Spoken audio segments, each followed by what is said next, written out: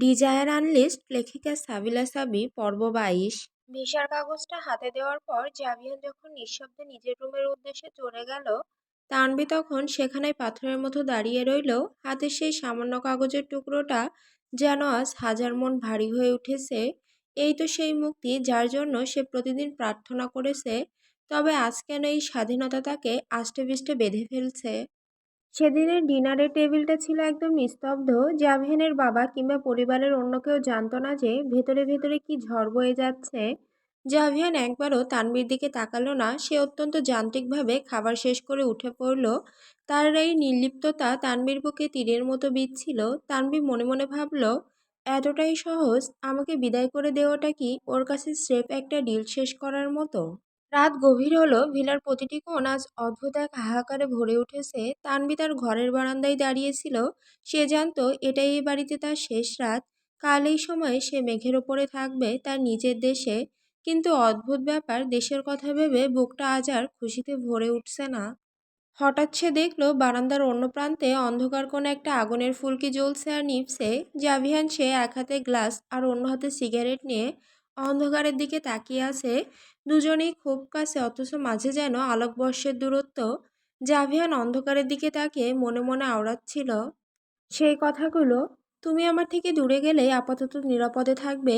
সে জানতো কাল থেকে এই বারান্দাটা শূন্য হয়ে যাবে, এই ভিলাটা আবার একটা প্রাণহীন অট্টালিকা হয়ে উঠবে।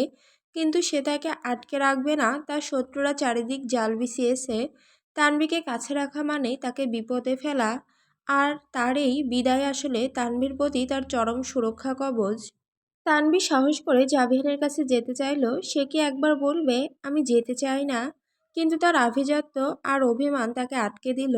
সে শুধু দূর থেকে জাভিয়ানের সেই চওড়া পিঠ আর বিষণ্ণ ভঙ্গিটার দিকে তাকিয়ে রইল। জাভিয়ান একবারও ঘুরে তাকালো না পিছন থেকে, যদি তার চোখের সেই আবেগ তানভী দেখে ফেলে। পুরো রাতটা তারা কেউ ঘুমালো না। তানভী তার সুটকেস গুছিয়েছে ঠিকই, কিন্তু বারবার তার হাত থেমে যাচ্ছিল। প্রতিটি জামা, প্রতিটি জিনিস যেন এইবারের স্মৃতির সাথে জড়িয়ে আছে। ওদিকে জাভিয়ান তার ডেনে বসে রায়হানের সাথে শেষ মুহূর্তের প্ল্যানিং করছিল। রাত শেষ হয়ে ভোরের আলো ফুটতেই তানভী বুঝতে পারল আজকে সূর্যোদয় তার জীবনের সবচেয়ে বড় বিচ্ছেদের বার্তা নিয়ে এসেছে। যে মুক্তির স্বাদ সে নিতে চেয়েছিল, আর সেই মুক্তির স্বাদটা বড় বেশি তেতো লাগছে। ভার্সিটির করিডোর আজ সকালের মিঠে রোদে ঝলমল করছে, কিন্তু লুসিয়ার মনের কোণে জমে আছে একরাশ মেঘ। ক্লাসের ফাঁকে সে ক্যাফেটেরিয়ার এক কোণে বসে তার প্রাণের বান্ধবী মার্তাকে মনের সবটুকু জমানো কথা খুলে বলেছে।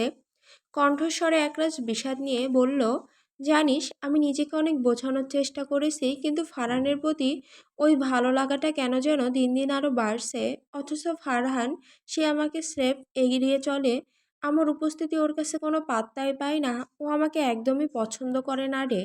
লুসিয়ার চোখে জল চিকচিক করে উঠল। তার বান্ধবী মার্তা এটা সহ্য করতে পারল না। সে লুসিয়ার হাতটা চেপে ধরে বলল, অনেক হয়েছে, তুই এভাবে একা একা কষ্ট পাবি আর ও হিরো হয়ে ঘুরে বেড়াবে, তা হবে না। ওর নাম্বারটা দে তো আমাকে। আমি আজই মেসেজ করে বলছি যে তুই ওর সাথে দেখা করতে চাস। সরাসরি কথা বললে সব ঠিক হয়ে যাবে। লুসিয়া আতঙ্কিত হয়ে বলল, না না মার্তা, একদম না। ও এমনিতে আমাকে সহ্য করতে পারে না। তুই মেসেজ করলে ও আরও বিরক্ত হবে। প্লিজ এমন কিছু করিস না। লুসিয়া বারবার মানা করলো, কিন্তু মার্তা সোনার পাত্রী নয়। সে লুসিয়ার চোখের সামনেই ফোন বের করে ফারহানকে মেসেজ পাঠিয়ে দিল, ফারহান ব্রো, আমি লুসিয়ার ফ্রেন্ড লুসি আপনার সাথে খুব জরুরি কথা বলতে চাই। আজ বিকেলে কি দেখা করা সম্ভব হবে? মেসেজটা পাঠানোর কয়েক সেকেন্ডের মধ্যেই দেখা গেল সিন। লুসিয়ার বুক ধক করে উঠল। সে ভাবল হয়তো এবার কোনো উত্তর আসবে, হয়তো ফারহান বলবে কোথায় দেখা করতে হবে। কিন্তু 1 মিনিট, 5 মিনিট, 10 মিনিট কেটে গেল। ফারহান মেসেজটা দেখে রেখে দিয়েছে। কোনো উত্তর দেওয়ার প্রয়োজনও মনে করেনি। এই নিস্তব্ধতা যেন লুসিয়াকে করা সবচেয়ে বড় অপমান। লুসিয়া রাগে আর অপমানে লাল হয়ে বলল, দেখলি তো, আমি বলেছিলাম না ও এমনই। সিন করে রেখে দিল, অথচ একটা রিপ্লাই পর্যন্ত দিল না। আমাকে কি ও এতটাই তুচ্ছ মনে করে?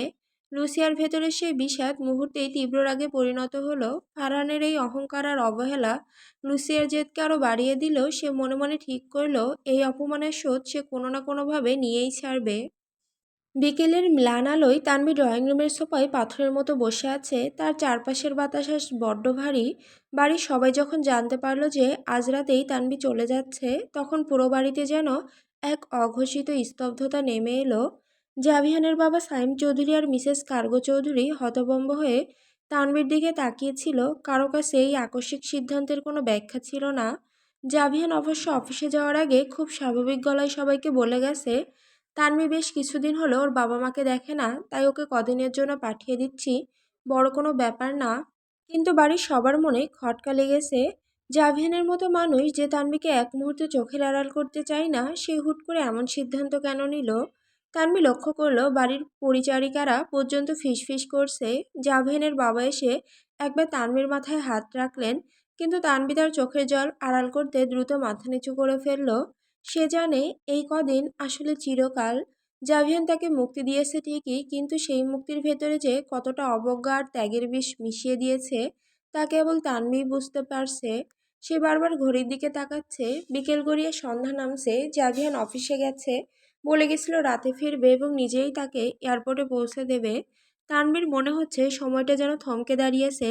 সে কি জাভিয়ানের আসার জন্য অপেক্ষা করছে, নাকি সেই মুহূর্তটাকে ভয় পাচ্ছে যখন তাকে এই বাড়ি আর এই মানুষটার মায়া ছেড়ে চিরতরে চলে যেতে হবে? ওদিকে অফিসে বসে জাভিয়ান হয়তো ফাইলের স্তূপে মুখ লুকিয়ে নিজের ভেতরের দহন কমানোর চেষ্টা করছে। সে জানে রাতে যখন সে বাড়ি ফিরবে তখন তাকে তার জিন্নিয়াকে নিজের হাতে তুলে দিয়ে আসতে হবে এক অনিশ্চিত গন্তব্যে। বাতাসে আজ বিচ্ছেদের সুর। তানভী জানালার বাইরে তাকিয়ে দেখছে গোধূলির আকাশটা আজ রক্তাক্ত লালের মতো লাগছে, ঠিক যেমনটা তার বুকের ভেতরটা আজ ক্ষতবিক্ষত।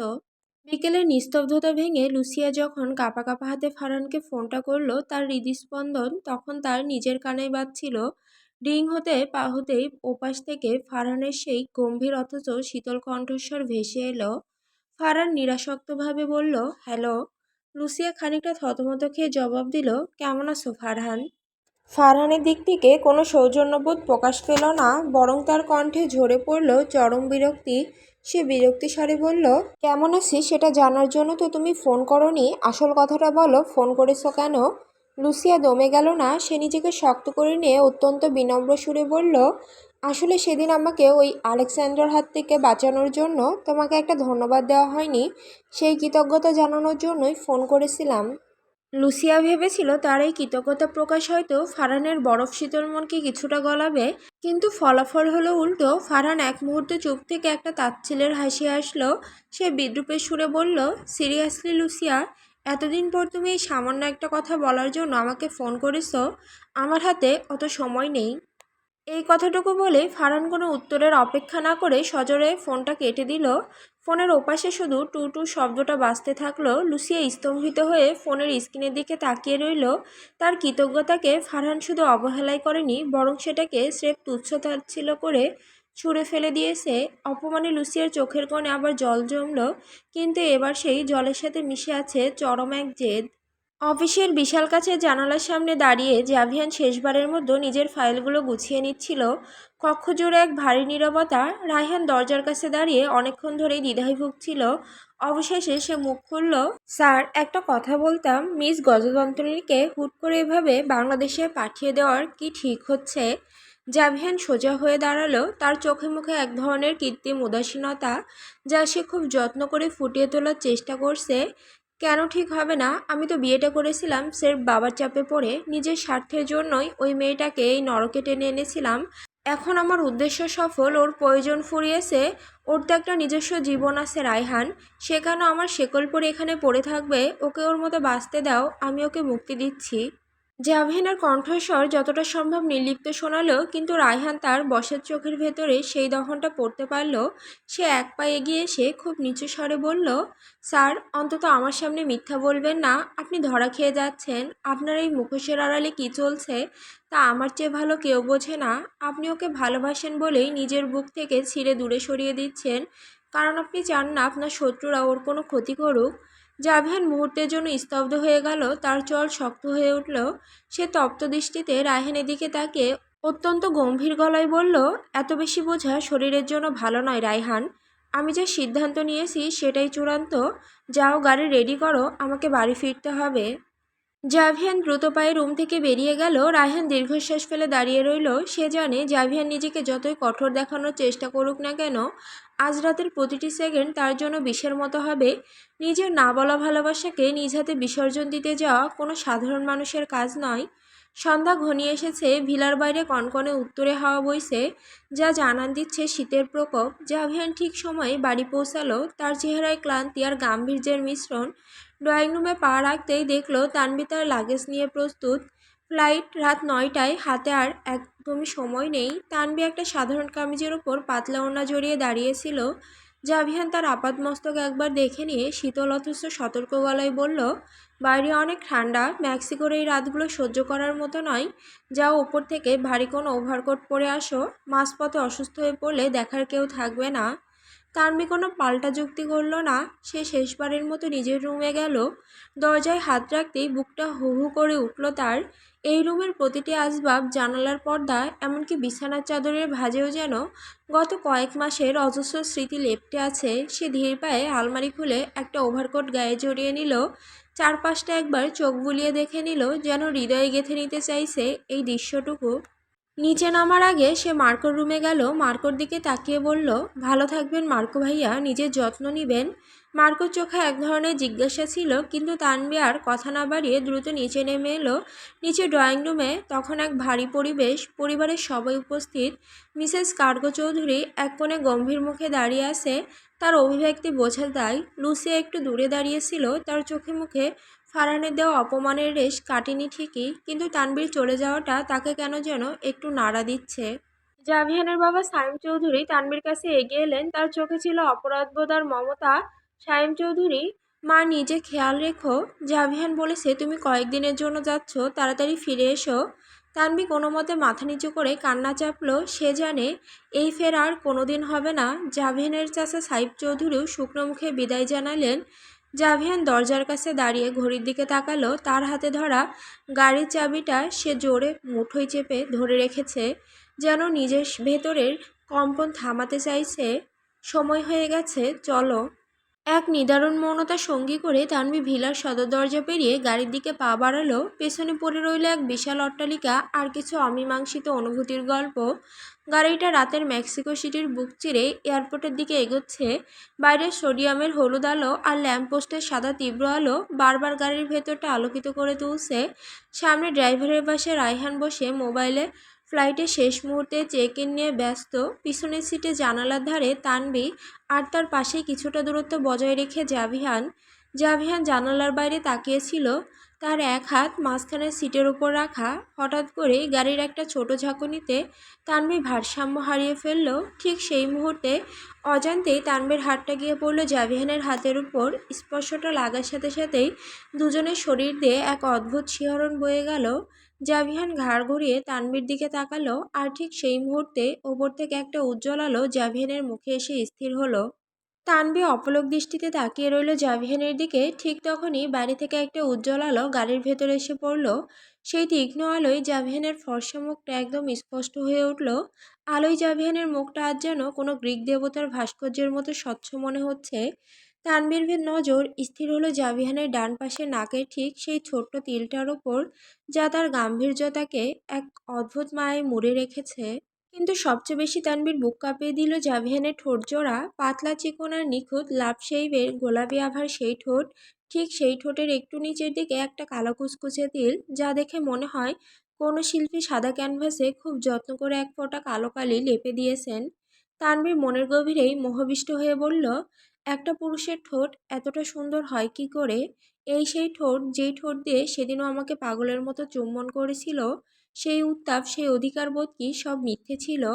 জাভিয়ান কয়েক সেকেন্ডের জন্য তানভীর চোখের গভীরতায় হারিয়ে গিয়েছিল, কিন্তু পরক্ষণেই সে নিজেকে সামলে নিল। তানভীর সেই ঠোঁটের পাকের নিচে তাকিয়ে থাকতে থাকতেই সে খুব ধীরে লয়ে অথচ স্পষ্টভাবে নিজের হাতটা সরিয়ে নিল।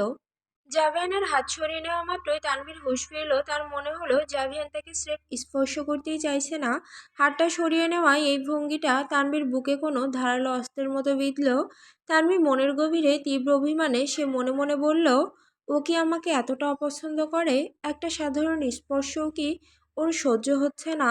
অথচ আমি এই মুখটার দিকে তাকিয়ে কত কি ভাবছিলাম।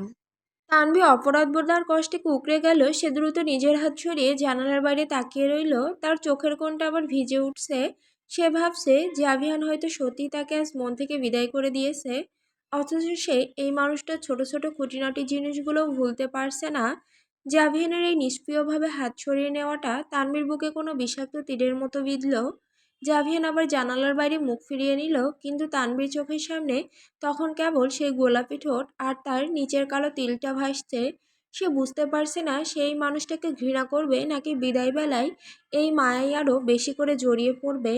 বিচ্ছেদের ঠিক কয়েক ঘন্টা আগে জাভেনের এই অতিমানবিক সৌন্দর্য তানভীর মুক্তির আনন্দকে পুরোপুরি বিষাদের রূপ দিল। অবশেষে তারা এয়ারপোর্টে পৌঁছে গেল। এয়ারপোর্টের উজ্জ্বল আলো আর হাজারো মানুষের ভিড়ের মাঝে তানভীর মনে হচ্ছিল সে কোনো এক জনশূন্য মরুভূমিতে দাঁড়িয়ে আছে। লাগেজ নিয়ে সে যখন এন্ট্রান্স গেটের দিকে এগোচ্ছিল, তার পা যেন মাটির সাথে আটকে যাচ্ছিল। প্রতিটি কদম ফেলার পর তানভী বারবার পেছন ফিরে তাকাচ্ছিল। সে অবচেতনভাবে আশা করছিল হয়তো জাভিয়ান দৌড়ে আসবে, তার হাতটা শক্ত করে ধরে বলবে, যেতে হবে না তানভী, আমি তোমাকে ছাড়তে পারবো না। কিন্তু যতবারই সে ঘুরে তাকালো, দেখলো জাভিয়ান গাড়ির পাশে ঠায় দাঁড়িয়ে আছে। দূর থেকে তাকে এক বিশাল পাথরের মূর্তির মতো লাগছিল। জাভিয়ান স্থির, অবিচল, তার দৃষ্টি তানভীর ওপর নিবদ্ধ থাকলেও তাতে কোনো আকুতি ছিল না, ছিল কেবল এক গভীর রহস্যময় নিস্তব্ধতা। তানভী বুক ভরা দীর্ঘশ্বাস নিয়ে গেটের ভেতরে ঢুকে গেল। সিকিউরিটি চেক ইনের দিকে যাওয়ার সময় তার মনে হলো সত্যি সব শেষ। ঠিক তখনই পেছন থেকে এক পরিচিত কণ্ঠের ডাক এলো, তানভী। গম্ভীর তীক্ষ্ণ সেই স্বর। তানভীর হৃদস্পন্দন এক মুহূর্তের জন্য থেমে গেল। সে বিদ্যুৎ বেগে ঘুরে দাঁড়ালো। তার মনের গহীনে একরাশ আনন্দ আর আশার আলো ঝিলিক দিয়ে উঠল। সে ভাবল জাভিয়ান তবে শেষ পর্যন্ত পারল না তাকে যেতে দিতে। সে কি তবে তাকে থামানোর জন্যই ডাকলো? তানভীর ঠোঁটে এক চিলতে হাসির রেখা ফুটে ওঠার আগেই জাভিয়ান তার খুব কাছে এসে দাঁড়ালো। জাভিয়ান তার পকেট থেকে একটা ছোট ভেলভেটের পাউচ আর একটা পাসপোর্ট সাইজ ফোল্ডার বের করলো। জাভিয়ান খুবই স্বাভাবিক এবং নিরুত্তাপ কণ্ঠে বলল, তুমি তোমার অরিজিনাল বার্থ সার্টিফিকেট আর এই চেইনটা ড্রয়িং রুমের টেবিলে ভুলে ফেলে এসেছিলে। এগুলো ছাড়া তোমার সামনে সমস্যা হতে পারত। তানভীর মুখের সেই চিলতে হাসিটা মুহূর্তেই মিলিয়ে গেল। এক নিমিষে তার সাজানো আসার প্রাসাদটা ধূলিসাৎ হয়ে গেল। সে স্তব্ধ হয়ে জাভিয়ানের হাতের দিকে তাকিয়ে রইল। জাভিয়ান তাকে থামায়নি, সে কেবল তার ফেলে আসা একটা জিনিসের অভাব পূরণ করতে এসেছে। তানভীর মনের গভীরে রক্তক্ষরণ হতে থাকা হৃদয়ে বলল, আমি ভাবলাম ও আমাকে ভালোবাসার টানে থামালো, অথচ ও এলো আমার ভুল শুধরে দিতে। আমার অস্তিত্ব কি ওর কাছে কেবল কিছু কাগজপত্রের মতোই মূল্যহীন? তানভীর কাঁপা কাঁপা হাতে জিনিসগুলো নিল। জাভিয়ান এক সেকেন্ডের জন্য তানভীর চোখের দিকে তাকালো। সেই চোখে কি ছিল তানভীর বুঝতে পারল না। জাভিয়ান শুধু বলল, নিজের খেয়াল রেখো, যাও, দেরি হয়ে যাচ্ছে। জাভিয়ান আর এক মুহূর্ত না দাঁড়িয়ে দ্রুত পায়ে গেটের বাইরে চলে গেল। তানভী এবার আর পেছন ফিরে তাকালো না। তার চোখের অবাধ্য জলগুলো এবার গাল বেয়ে গড়িয়ে পড়ল। সে বুঝে গেল জাভিয়ান অ্যামিলিও চৌধুরী তাকে সত্যি বিদায় করে দিয়েছে। বিমানের জানালার কাচের ওপারে মেক্সিকো শহরটা ধীরে ধীরে ছোট হয়ে আসছে। নিচে জ্বলে থাকা হাজারো আলোকবিন্দু যেন জাভিয়ানের এক একটা স্মৃতি। তানভী জানালার কপালে মাথা ঠেকিয়ে রাখলো। তার বুকটা যেন কেউ আস্ত পাথর দিয়ে চেপে ধরেছে। প্রতিটা সেকেন্ডে মনে হচ্ছে সে তার আত্মার একটা অংশ ওই শহরে ফেলে এসেছে। তানভী মনে মনে বলল, বিদায় জাভিয়ান অ্যামিলিও চৌধুরী, বিদায় মেক্সিকো। তুমি আমাকে মুক্তি দিয়েছো ঠিকই, কিন্তু এই মুক্তির সাহায্যে এতটা যেতে হবে তা আমি কল্পনাও করিনি। ঠিক যখন সে বিষাদ কাটিয়ে নিজেকে শান্ত করার চেষ্টা করছিল, তখনই পুরো বিমানটা একটা প্রচণ্ড ঝাঁকুনি খেলো। হঠাৎ লাউড স্পিকারে ক্যাপ্টেনের আতঙ্কিত কণ্ঠ ভেসে এলো, সবাই যার যার সিটে বসে পড়ুন, সিকিউরিটি অ্যালার্ট, বিমানের সশস্ত্র অনুপ্রবেশকারী ঢুকেছে। মুহূর্তের মধ্যেই বিমানের ভেতরটা নরক হয়ে উঠল। কেবিনের পেছন দিক থেকে গুলির তীক্ষ্ণ শব্দ আর মানুষের আর্তনাদ ভেসে আসছে। আধুনিক মেক্সিকোর দুই মাফিয়া গোষ্ঠী, মেলস্ট্রমের কমান্ডো আর ফিনিক্সের খুনিদের মধ্যে মাঝ আকাশে লড়াই শুরু হয়ে গেছে। যাত্রীরা ভয়ে সিটের নিচে কুঁকড়ে আছে, কেউ বা চিৎকার করে কাঁদছে। তানভী শুধু দুই হাতে নিজের কান চেপে ধরল। সে কি এক জেলখানা থেকে মুক্তি পেয়ে সরাসরি মৃত্যুর দুয়ারে এসে দাঁড়ালো? পাইলট দ্রুত সিদ্ধান্ত নিলেন। রানওয়ের কাছাকাছি থাকা একটা ছোট এয়ারপোর্টে বিমানটি আছড়ে পড়ার মতো ল্যান্ড করলো। দরজা খোলা মাত্রই যাত্রীরা জীবন বাঁচাতে পাগলের মতো হুড়োহুড়ি করে নামতে শুরু করলো। বাইরে তখনও চলছে ব্রাশ ফায়ার আর গ্রেনেড বিস্ফোরণের কান ফাটানো শব্দ। তানভী ভিড়ের চাপে পড়ে কোনোমতে বিমান থেকে নিচে নামলো। ধোঁয়া আর ধুলোয় চারপাশ অন্ধকার। ঠিক তখনই করিডোরের এক প্রান্ত দিয়ে মেইলস্ট্রম বিদ্যুৎ বেগে ছুটে আসছিল। তার হাতে উদ্যত স্বয়ংক্রিয় অস্ত্র, লক্ষ্য তার চিরশত্রু ফিনিক্স। ভিড়ের তোড়ে তানভি যখন একদিকে ছুটছিল ঠিক তখনই বাকের মুখে তার সাথে প্রচণ্ড ধাক্কা লাগলো পাহাড় সম কঠিন এক শরীরের। ধাক্কাটা এতটাই জোরালো ছিল যে তানভি ছিটকে মেঝেতে পড়ে গেল। তার হাতের ব্যাগটা দূরে গিয়ে ছিটকে পড়ল। ধোঁয়ায় আচ্ছন্ন বিমানবন্দরের করিডোরে তানভি যখন ধাক্কা খেয়ে মেঝেতে পড়ে গেল তখন সময় যেন থমকে দাঁড়ালো। সে ব্যথায় কুঁকড়ে গিয়ে ওপরের দিকে তাকাতেই তার নিঃশ্বাস বন্ধ হয়ে আসার উপক্রম হলো। তার সামনে দাঁড়িয়ে থাকা পুরুষটি মনে হলো কোনো অন্ধকার জগতের অপার্থিব ভাস্কর্য। লোকটির ঘাড় পর্যন্ত লম্বা গাঢ় বাদামি রঙের চুল যা কপাল চাপিয়ে তার চোখের ওপর এসে পড়েছে। সেই অবাধ্য চুলের আড়ালে জ্বলজ্বল করছে একজোড়া গাঢ় ধূসর রঙের চোখ যা দেখতে যতটা সুন্দর তার চেয়ে হাজার গুণ বেশি ভয়ঙ্কর। তানভীর নজর গেল লোকটির ধারালো চোয়ালে, তার ফর্সা গালে স্পষ্ট একটা ক্রস বা ক্রুশের মতো দাগ কাটা। এই ক্ষতচিহ্নটি তার সৌন্দর্যে এক পৈশাচিক পূর্ণতা দিয়েছে। তার পরনে একটা দামি কালো ব্লেজার স্যুট, কিন্তু তার ভেতরে কোনো শার্ট নেই। স্যুটের খোলা বুক দিয়ে তার পেশিবহুল শরীরের অনেকটা অংশ দেখা যাচ্ছে। আর তার চওড়া গলায় দুলছে একটা মোটা সোনালি রঙের চেইন যা স্যুটের কালোর ওপর আভিজাত্যের ছাপ ফেলেছে। মাঝখানের এই বিভীষিকাময় পরিস্থিতিতে মেইলস্টর্ম তখন স্থবির। তার যে ফিনিক্সকে ধরার কথা ছিল সেই ফিনিক্স তার চোখের সামনে দিয়ে মিলিয়ে গেল, কিন্তু তার কোনো ভ্রুক্ষেপ নেই। সে শুধু তাকিয়ে আছে নিচে পড়ে থাকা তানভীর দিকে। মাসের পর মাস ধরে সেই মুখটিকেই তার অন্ধকার স্বপ্নে দেখেছে। ধুলো আর ধোঁয়ার মাঝে মেঝেতে পড়ে থাকা তানভীকে দেখে মেইলস্টর্মের মনে হলো সে কোনো দিবাস্বপ্ন দেখছে। ঠিক এই মুখটা, এই মায়াবী চোখ জোড়া তার প্রতিটি প্রার্থনায় আর প্রতিটি নেশায় খুঁজে বেরিয়েছে। আজ রক্ত আর বারুদের গন্ধে ভরা এই বিমানবন্দরে তানভীকে এভাবে সামনে পাবে তা সে কল্পনাও করেনি। মেইলস্টর্মের শ্বাস থমকে গেল। তার পাথরের মতো কঠিন হৃদয়ে কেউ যেন সহস্র ভোল্টের বিদ্যুৎ বইয়ে দিল। তানভি মেইলস্ট্রমকে চেনে না, কিন্তু এই লোকটার এই অদ্ভুত সাজসজ্জার গালের ওই ক্রুশ চিহ্ন তাকে কুঁকড়ে দিল। তার মনে হলো কোনো এক আদিম শিকারী তার শিকারকে খুঁজে পেয়েছে। জ্যাভিয়ানের চোখে সে অধিকার দেখেছিল, কিন্তু এই লোকটার চোখে দেখছে এক ভয়ঙ্কর পজিশন বা গ্রাস করার তীব্র আকাঙ্ক্ষা। লোকটার শার্টহীন বুকে সোনালি চেইনটা দুলছে আর তার ধূসর চোখের চাহনি তানভীর আত্মা পর্যন্ত কাঁপিয়ে দিচ্ছে। চারপাশে তখন বৃষ্টির মতো গুলি চলছে। মেইলস্ট্রমের বডিগার্ডরা দেখলে তাদের বস একদম হিতাহিত জ্ঞান হারিয়ে ফেলেছে। শত্রুপক্ষ খুব কাছে চলে এসেছে। ঠিক সেই মুহূর্তে ফিনিক্সের বেঁচে যাওয়া লোকগুলো মেইলস্টর্মকে লক্ষ্য করে ব্রাশ ফায়ার শুরু করলো। ফিনিক্স সেই সুযোগে ভিড়ের মাঝে মিলিয়ে গেল। মেইলস্টর্ম তখনও মূর্তির মতো তানভীর দিকে তাকিয়ে আছে। সে যেন নড়তেই ভুলে গেছে। তার কানে তখন কোনো গুলির শব্দ যাচ্ছে না। মেইলস্টর্মের লোক তখন বলল, বস, ওদিকে যাবেন না, ওরা ঘিরে ফেলছে, আমাদের বেরোতে হবে। মেইলস্টর্মের দেহরক্ষীরা পরিস্থিতির ভয়াবহতা বুঝে তাকে একরকম টেনে হিঁচড়ে পেছনের দিকে নিয়ে যেতে লাগলো। মেইলস্টর্ম চিৎকার করতে চাইলো, হাত বাড়াতে চাইলো তানভীর দিকে, কিন্তু তার বিশ্বস্ত অনুচরেরা তাকে হিঁচড়ে নিরাপদ আশ্রয়ের দিকে নিয়ে গেল। মেইলস্টর্ম যখন ভিড়ের আড়ালে চলে যাচ্ছিল তার সেই ধূসর চোখ জোড়া তখনও তানভীর ওপর স্থির ছিল। সে বিড়বিড় করে শুধু একটা নামই উচ্চারণ করলো, তানভী। তানভী মেঝেতে বসে হাঁপাচ্ছিল। লোকটাকে কেন ওভাবে তাকিয়েছিল, তার সেই ধূসর চোখের চাহনি তানভীর মনে এক অজানা আতঙ্কের বীজ বুনে দিল।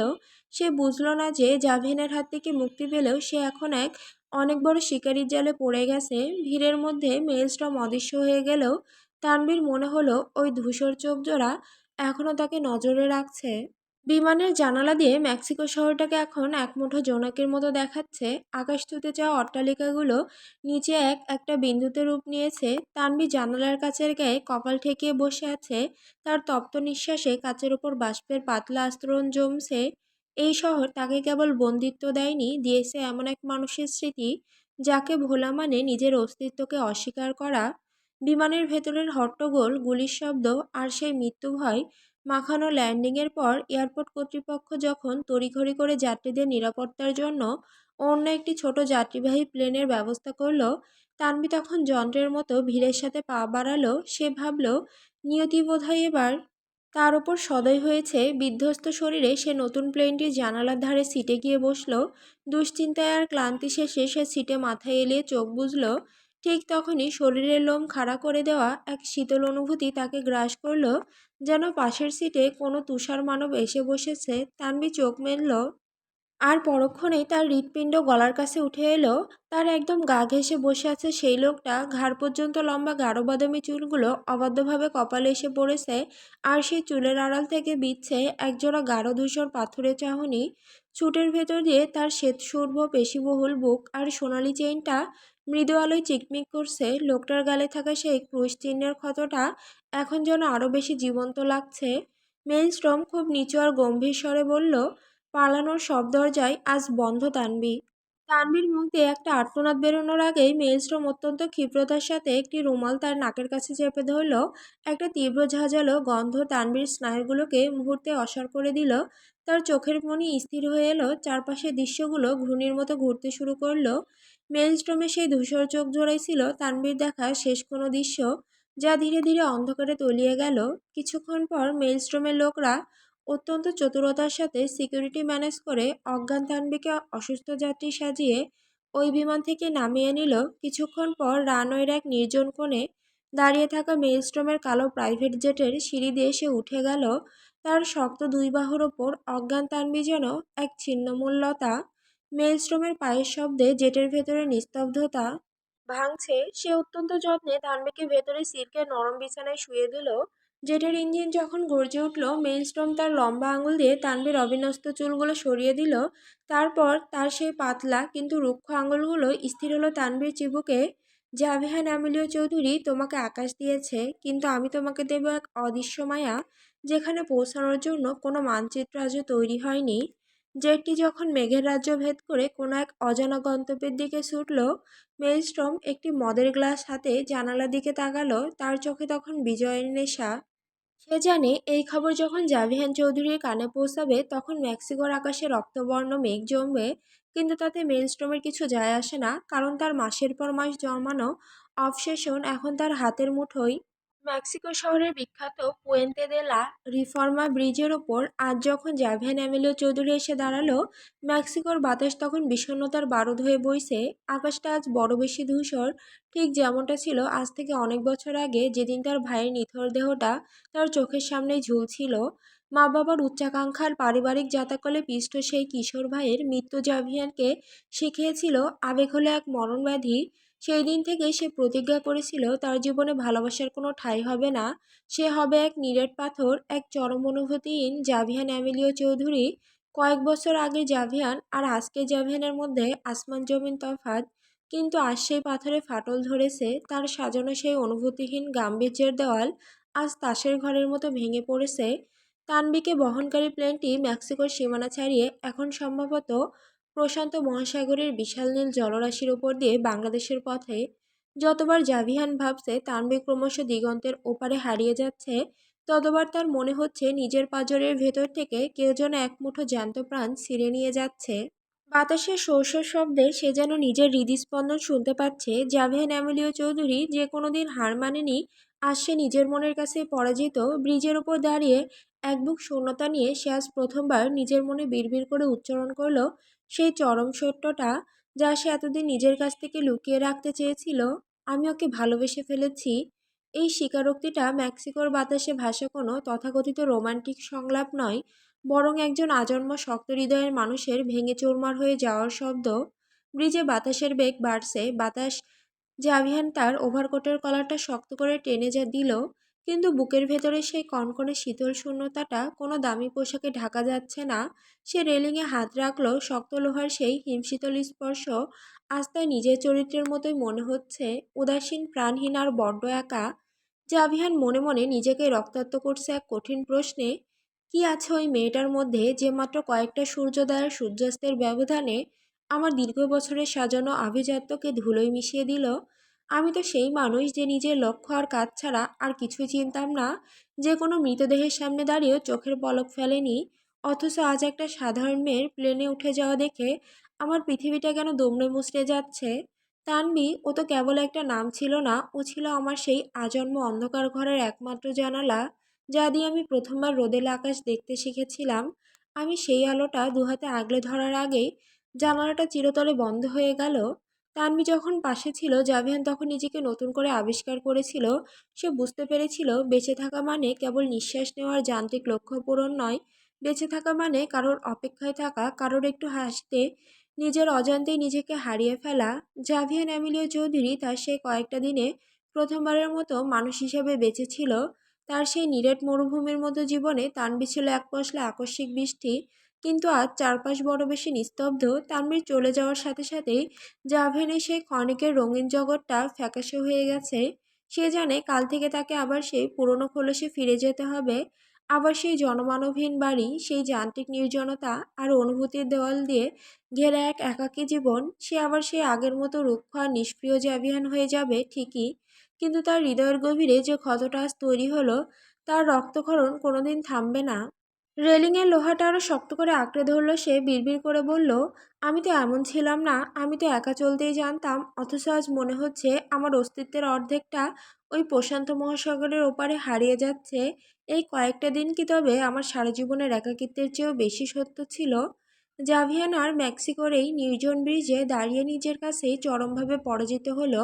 ভাইয়ের স্মৃতি আর তানভীর বিচ্ছেদ তাকে আজ এক নিদারুণ সত্যের মুখোমুখি দাঁড় করালো। ট্র্যাজেডি এটাই যে যখন সে তার ভালোবাসার কথাটা স্বীকার করলো, তখন তানভি তার স্পর্শের অতীত। কাল থেকে সে আবার সেই অনুভূতিহীন মুখোশটা পরে নেবে সত্য। কিন্তু মেক্সিকোর এই ব্রিজ সাক্ষী রয়ে গেল। আজ এক বিষণ্ণ সন্ধ্যায় জাভেহান এমিলিও চৌধুরী নামের এক নিষ্প্রিয় মানুষ, এক সাধারণ মেয়ের প্রেমে সর্বশান্ত হয়ে গেছে। সে আজ মানতে বাধ্য হচ্ছে, সে তানভিকে ভালোবেসে ফেলেছে, পাগলের মতো ভালোবেসে ফেলেছে। ব্রিজের নিচে অন্ধকার জলরাশি আছড়ে পড়ছে পিলারের গায়ে, ঠিক যেমন জাভিয়ানের বুকের ভেতরে আছড়ে পড়ছে অনুশোচনার ঢেউ।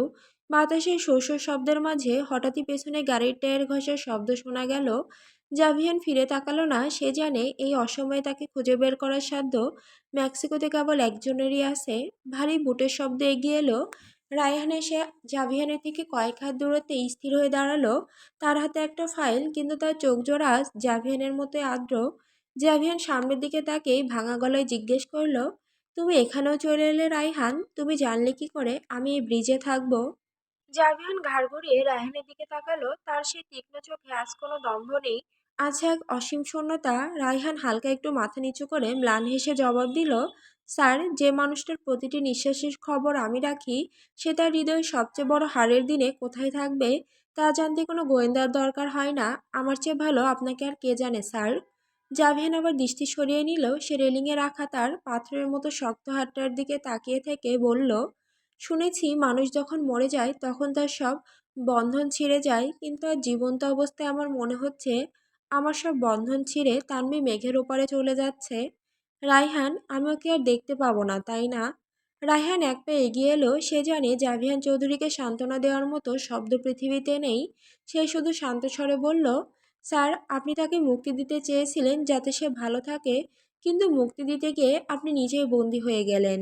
আপনি আজ মেক্সিকোর সবচেয়ে শক্তিশালী মানুষ হতে পারেন, কিন্তু এই মুহূর্তে আপনি পৃথিবীর সবচেয়ে নিঃস্ব প্রেমিক। জাভিয়ান একটা দীর্ঘশ্বাস ছাড়ল। সেই দীর্ঘশ্বাসে মেক্সিকোর বাতাস আরো ভারী হয়ে উঠল। সে পকেট থেকে তার ফোনটা বের করে একবার অন করলো। স্ক্রিনে তানভীর সেই ঘুমন্ত একটা ছবি, যেটা সে তানভীর অজান্তেই তুলেছিল। জাভিয়ান মৃদু কণ্ঠে বলল, রায়হান, চলো, এখানে বেশিক্ষণ থাকলে আমি হয়তো নিজেকে আর সামলাতে পারবো না। আমি আবার সেই নিষ্প্রিয় জাভিয়ান হতে চাই, যদিও আমি জানি এখান থেকে প্রতিটি সূর্যোদয়ে আমি কেবল তানভীর ছায়া খুঁজব। জাভিয়ান গাড়ির দিকে হাঁটা শুরু করলো। তার প্রতিটি কদম আজ সীসার মতো ভারী। সে জানে না এই ব্রিজের ওপারেই তার জন্য অপেক্ষা করছে এক ভয়াবহ সংবাদ। সে জানে না যে তানভি এখন কোনো নিরাপদ বিমানে নয়, বরং মেইলস্ট্রমের সেই অন্ধকার ডেরার দিকে উড়ে যাচ্ছে। বাইরে মেক্সিকো সিটির হাড় কাঁপানো শীত। ভিলা অ্যাসপারেঞ্জায় বিশাল ফ্রেঞ্চ উইন্ডোর ওপারে কুয়াশার ধূসর চাদরে শহরটা মনে হচ্ছে কোনো এক গভীর বিষাদে ডুবে আছে। ভেতরে হিটারের মৃদুগুঞ্জন চললেও পরিবেশটা এক হাড়হিম করা নিস্তব্ধতায় মোড়ানো। ব্রিজ থেকে ফেরার পর রায়হান জাভিয়ানকে বাড়িতে নামিয়ে দিয়ে জরুরি এক কাজে অফিসের দিকে গেছে। জাভিয়ান ধীর পায়ে তার বেডরুমে ঢুকলো। অন্ধকার ঘরটায় পা রাখতেই তার মনে হলো বাতাসটা ভারী হয়ে আছে তানভীর গায়ের চেনা ঘ্রাণে। সে সুইচ টিপে আলো জ্বালালো না, বরং শূন্য দৃষ্টিতে তাকালো ঘরের প্রতিটি কোণে। কল্পনায় সে দেখল তানভীর ড্রেসিং টেবিলের সামনে দাঁড়িয়ে তার লম্বা চুল আঁচড়াচ্ছে। আবার কখনো মনে হলো তানভী জানালার ধারে দাঁড়িয়ে বাইরের আকাশ দেখছে। জাভিয়ানের বুকের ভেতরটা দুমড়ে মুচড়ে উঠল যখন তার নজর পড়ল সোফার এক কোণে, যেখানে পড়ে আছে তানভীর ফেলে যাওয়া সেই মেরুন রঙের শাড়িটা। ঠিক যেই শাড়িটা প্রথমবার পরতে দেখে জাভিয়ান নিজের মনের ওপর নিয়ন্ত্রণ হারিয়েছিল, আজ সেই শাড়িটাই নিথর হয়ে পড়ে আছে মালিকহীন এক স্মৃতি হয়ে। জাভিয়ান টলমল পায়ে এগিয়ে গিয়ে মিউজিক সিস্টেমটা অন করে দিল। নিস্তব্ধ ঘর কাঁপিয়ে বেজে উঠল সেই আর্তনাদ মাখানো সুর। अंधेरों से था मेरा रिश्ता वरा, तूने ही उजालों से वाकिफ किया, अब लौटा हूँ मैं इन अंधेरों में फिर, तो पाया है खुद को बेगाना यहाँ। সে আগে থেকেই অনেকগুলো মদের বোতল এনে ফ্রিজে জমিয়ে রেখেছিল, আর যেন তার আত্মহত্যার উৎসব। সে একের পর এক বোতল খুলে সরাসরি গলায় ঢালতে লাগলো। ঘণ্টাখানেক পর জাভিয়ান তার বিশাল ডার্ক লেদার সোফায় আধশোয়া হয়ে রইল। তার ফ্যাকাশে মুখে নীলচে ধমনীগুলো স্পষ্ট, মদের প্রকোপ আর অসুস্থতায় চোখের কোণগুলো রক্তবর্ণ। সামনের ইতালীয় কালো মার্বেলের টেবিলটা একটা রণক্ষেত্রে পরিণত হয়েছে। সেখানে ডুনহিল ইন্টারন্যাশনালের লাল ফিল্টারের স্তূপ আর ডন জুলিও 1942 ও ম্যাসকলন 18-এর খালি বোতলগুলো ছড়িয়ে আছে।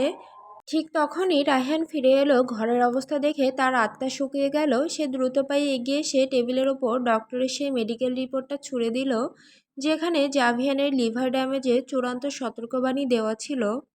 রায়হান রুদ্ধশ্বাসে বলল, স্যার, আপনি কি পাগল হয়ে গেছেন? ডক্টর স্পষ্টভাবে লিখেছেন আপনার লিভার আর নিতে পারছে না। এক ফোঁটা অ্যালকোহলও এখন আপনার জন্য সরাসরি বিষ। আপনি কি জেনে শুনে আত্মহত্যার পথ বেছে নিচ্ছেন? স্রেফ একটা মেয়ের জন্য নিজের জীবনটা কিভাবে শেষ করে দেবেন? আপনার এই অবসেশন এখন আর কোনো সুস্থ মানুষের পর্যায়ে নেই। ড্রাগসের নেশার মতো আপনি মিস গজতন্ত্রনীর ওপর অ্যাডিক্টেড হয়ে পড়েছেন। এভাবে চললে আপনার সাম্রাজ্য ধসে পড়ার আগে আপনি নিজেই ধসে পড়বেন। জাভিয়ার নড়ল না। তার পাতলা ঠোঁটে ধরে জ্বলন্ত ডানহিলের অগ্রভাগ থেকে টকটকে লাল আগুনের আভা বেরোচ্ছে। সে দীর্ঘ একটা টান দিয়ে ধোঁয়াগুলো খুব ধীরে ফুসফুস থেকে মুক্ত করে দিল। তার ঠোঁটের কোণে ফুটে উঠল এক বিষাক্ত করুণ হাসি। সে ধীরলয়ে ঘাড়টা সামান্য বাঁকিয়ে রায়হানের দিকে তাকালো। তার চোখের সেই রক্তবর্ণ দৃষ্টিতে এক ধরনের খুনের নির্লিপ্ততা। Report, doctor. রায়হান, তুমিও শেষ পর্যন্ত শরীরে এই নশ্বর হিসাব নিয়ে আমার সামনে দাঁড়ালে। কতটা অগভীর তোমার বিচারবোধ যে তানভীর প্রতি আমার এই তীব্রতাকে তুমি স্রেফ এক সস্তা নেশার সাথে তুলনা করলে। জাভিয়ান কাঁপা কাঁপা হাতে টেবিল থেকে হুইস্কির গ্লাসটা তুলে নিল। রায়হান বাধা দিতে চাইলে জাভিয়ানের হিমশীতল চাহনি তাকে স্তব্ধ করে দিল। জাভিয়ান এক চুমুকে সেই জ্বালাময়ী তরলটা শেষ করে দিয়ে বলতে শুরু করলো, শোনো রায়হান, অবসেশন খুব সস্তা এক মানসিক বিলাসিতা।